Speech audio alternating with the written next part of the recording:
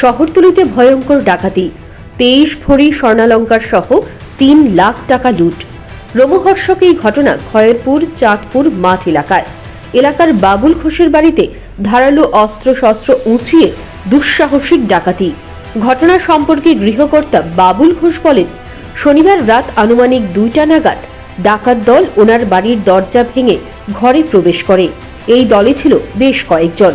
এর মধ্যে 6 থেকে 7 জন ধারালো অস্ত্রশস্ত্র নিয়ে ঘরে ঢুকেই গৃহকর্তাকে দা উঁচিয়ে ঘরের সমস্ত জিনিস লুটে নেয়। সেই সঙ্গে 3 লক্ষ টাকা এবং 23 ভরি স্বর্ণালঙ্কার নিয়ে যায়। রাতেই বিষয়টি পুলিশকে জানিয়েছেন গৃহকর্তা, কিন্তু পুলিশ রাতে আসেনি।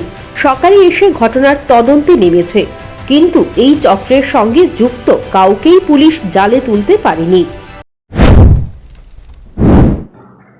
ঘটনা হচ্ছে রাত্রে 2টা 5 এমন টাইমে আমি প্রথম আওয়াজটা পাই। ভাবছিলাম কি ঘরের পাশে ফ্রিজের কোনো আওয়াজ ব্লক হয়েছে কিনা, ফ্রিজটা ওটাতে কোনো সাউন্ড বাড়িছে কিনা।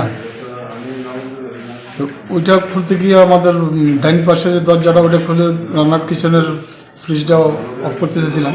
এমন টাইমে তারা 4 জনেই অ্যাটাক করলো। দাও নিয়ে কেউ গলাতে ইয়ে করলো, নিয়ে আমার এই আবার বেডরুমে না ভাইয়া গলাতে দাও ধরে রাখলো। তারা কি অস্ত্র নিয়ে আসলো? অস্ত্র নিয়ে আসছে। কতজন আসলো তারা? তারা ঘরে ছিল প্রায় 6 জনের কাছাকাছি, 6 জন। কি নিছে আপনার বাড়ি থেকে? বাড়ির থেকে নিচে নগদে অ্যাভারেজ এলএস মানে 3 লাখ আর 24 ভরির কাছাকাছি গোল্ড আর কি। আর কি নিছে? আর এমনি ওই ঘরে যে দাওগুলি আছে আমাদের জঙ্গল পরিষ্কার করে যে সামনে গোডাউনের, এই দাওগুলি নিয়ে গেছে। একটা নিচে ছিল গ্রাউন্ড ফ্লোরে আর একটা ফার্স্ট ফ্লোরে।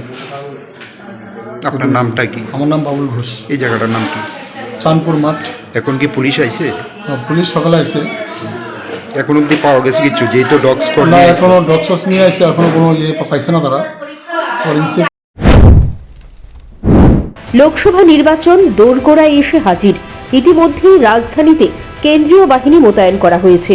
এরই মধ্যে ডাকাতির ঘটনায় গোটা এলাকায় আতঙ্ক ছড়িয়ে পড়েছে। Bureau report, news prime Tripura.